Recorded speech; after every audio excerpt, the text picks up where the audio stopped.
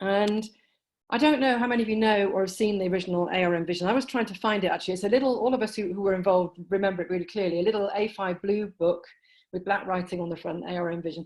And many of the things in that vision have come to pass, not least the continuity issue.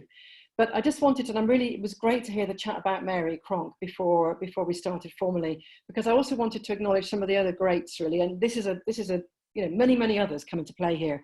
But I joined ARM probably a couple of years after it was first set up, not many years after it was first set up. And so came across people like Mavis Kirkham and Marianne Scruggs, who many of you may not remember, but she was the founder of Midders, particularly, quite apart from anything else. Obviously Mary Cronk, Caroline Flint and Mary Renfrew. These are just the names at the top of my mind, and Ishbel, obviously. And so there's been a huge legacy of ARM, and many of the things ARM talks about come to pass. So Mary, for example, and in the original vision, I'm talking that, sorry, Caroline, and in the original vision, talked about continuity. That was 3 decades ago. And it's only just now beginning to become embedded in policy, even if not yet in practice properly. So what I really wanted to say with part of this is, you know, anybody who's engaged with complexity theory knows that you have to set the initial conditions up before you get tipping points. And tipping points don't happen by magic. They happen because of all the work that's been done beforehand.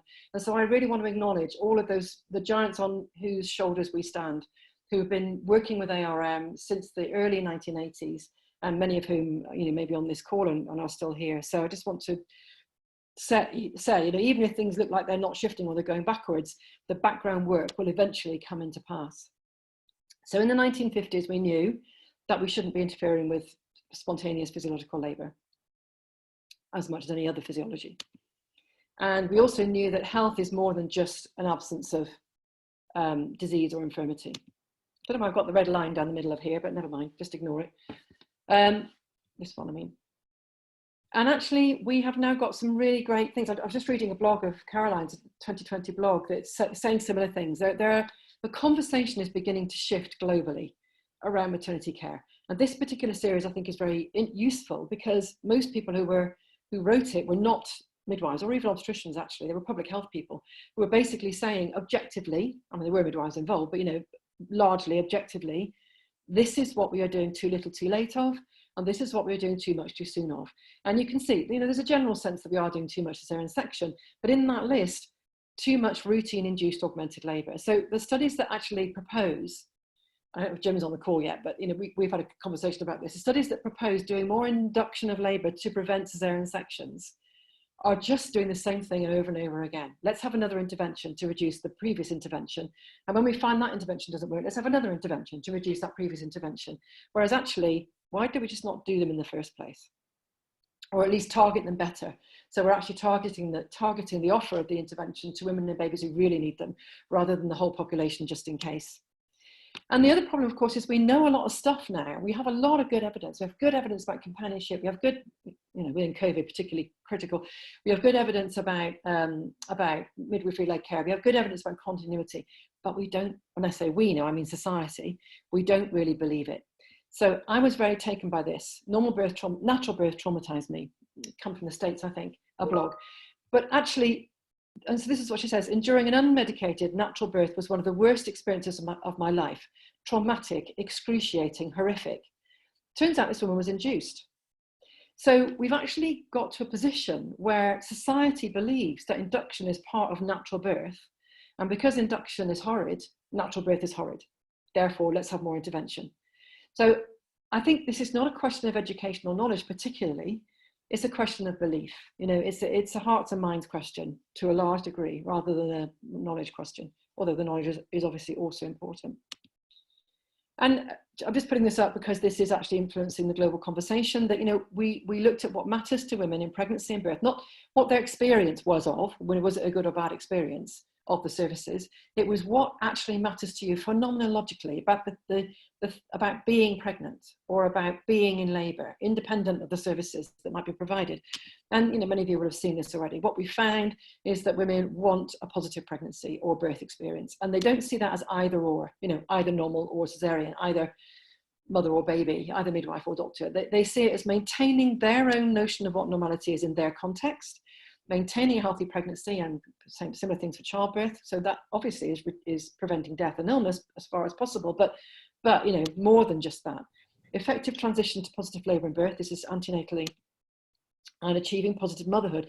Interestingly, and so, you know, we always say this is, we tend to focus services here, physiological needs and safety, and actually women are saying, yeah, of course, like, duh, we want that, but we also want this. That's also critical. This is Maslow's hierarchy of needs. Many of you will recognise that. And then when we did it in childbirth, in pregnancy, and this is all women, all languages, all countries, all years, qualitative evidence. So a similar kind of thing came out. And this won't surprise anybody on this call. You know, so positive experience of birth that meets or exceeds their prior beliefs and expectations. So obviously a healthy baby in a safe environment, but also most women want a physiological labour and birth, not all, but most do. But they recognise that if there's a complication, they need to go with the flow, and they're happy to do that, and they're happy to have the interventions if they feel they need them. And they want control and a sense of personal achievement. Again, not surprising. We've just done the postnatal work for the postnatal guidelines for WHO. This is all to do with WHO's guidelines. And women say the same thing, that what they want to achieve is positive motherhood. So there's this loop, you know, women are thinking from the very beginning, this is about achieving positive motherhood or parenthood, you know, in a way which makes me and the family and the baby and the partner feel empowered and positive and so on. You know, it's not just a clinical event, although it is a clinical event. And the other thing I think which is really critical out of the guidelines, the WHO guidelines, is this particular paper, which has now resulted in, there will be a new partogram published in December, which is called a labour guide, I think, something like that, labour guide. And it basically says slow but normal labours are normal. That you should not, that labour doesn't, you shouldn't plot anybody on the partogram before their cervix is 5 centimetres dilated. We may argue about vaginal examinations, but still. So don't put women on the partogram unless they're in really active labour, and don't interfere if their labour is slow but normal. And the new guide also includes check boxes for companionship, check boxes for comfort. Basically, it says all of those things are equally as important as assessing the fetal heart and the woman's and the, you know, progress of labour. So as I said, we'll look out for that. WHO will be launching it in December, and their idea is to promote that widely. So change is definitely happening, and of course, if we can have that, we're going to have far less augmentation of labour and far less transfer for slow labour from out of hospital settings to in-hospital settings. This is just to show some of the guidelines, but also the point that they become the title. So the title of the WHO guidelines now takes into account what women want, the positive sense. And this is, you know, the key people around the world are saying this. So there is a disconnect between policy and practice, however. I mean, this is the most up-to-date NICE guidelines. Do not offer or advise clinical, this is a very strong statement, do not offer or advise clinical intervention if labour is progressing normally and the woman and baby are well, now including slow but normal. If women develop complications, they can return to the normal pathway if those complications are resolved. Don't just leave them hanging. But knowing versus believing is a different thing, as we've just said. And so, you know, we have these lovely policies, we have these lovely things about continuity. Are they happening on the ground? Sometimes yes, sometimes no. And maybe it's because we don't understand the complexity of labour physiology that you're going to hear about for the rest of today. Some of the interesting data that's going to be coming out, or the interesting experience is going to be discussed today. And I think the other thing which might be of interest to you all on the call is this paper. So one of the very strong moves in WHO and the UN and Bill and Melinda Gates Foundation, all of those people, is hospital birth. They are absolutely committed to getting women into hospitals because they feel it's the safest place, or facilities, because they feel it's the safest place for them to be. This is a really interesting study, very recent study. I haven't got the date on there, sorry, but it is recent, a couple of years ago maybe. Oh yeah, the date is there, last year. So this is an analysis, as you can see, of lots of women, 64 facilities. And what they found is that actually, oh, I'm getting echo. Has somebody got their mic on? Let's try again. That if you had higher proportions in a cluster of facility births, that didn't necessarily link with less mortality. What they actually found is that only facilities that both did good emergency obstetric and neonatal care and were capable of safeguarding uncomplicated births were the safest. They had to do both. That was critical. So this move towards both and rather than either or, which is in the Lancet Midwifery series, which is about, you know, we've said it forever, the art and science, both art and science, all those things. This both or conversation, again, is beginning to become recognized. You can't have the best outcome unless you have mother and baby, midwife and obstetrician, you know, home and hospital available, safeguarding physiology and doing emergency, etc. It's a whole package. So we need to restart with the basics. So we need to read the woman and the baby and not just the machine, or not even the machine most of the time. And again, I think unfortunately many of our students have kind of lost that, and we need to really get that back for them, to be able to read the body of the woman, in the way she looks, in the way she smells, in the way her skin feels, in the way she responds in her body. And again, you're going to hear a lot about that today. That we have to get back. So maybe there's time for a new vision. And actually, as you may know, Jackie Dunkley-Bent is going to appoint a new head of midwifery research for NHS England, which is fantastic. And they will be developed, I don't know who it is, somebody, I don't know if anybody on the call does, but they hopefully will develop a whole new strategy for midwifery research. And so the question then is, what is midwifery? What's unique about midwifery? And I would argue, again, the thing that is unique about what we do, well, two things. One is that we know and understand the physiology of the antenatal, intrapartum, and postnatal period. And secondly, we see the whole thing. And other professions do other bits. Other professions do pathology, other professions do complications. We can do that too. But the thing that nobody else does, and the thing that there's very little research on, almost none, and very little funding on, is that space, that physiology space, normal physiology, psychology, etc. That normal space, which we know has been highly contested. But it seems to me that maybe it's time for ARM, where we've been so powerful in producing our visions, to do something about this space. When we're about to have a new head of midwifery research at NHS England that might be able to influence the funding agenda, quite apart from the research agenda. And once the funding agenda is influenced, then it gets much easier to do the kind of research we need to do to make sure we don't lose the kind of skills that Mary Cronk had, and that and that Caroline had, and that all of those midwives had, that we may have less exposure to now, because there's less women who are able to have those kinds of experiences, so we don't see them.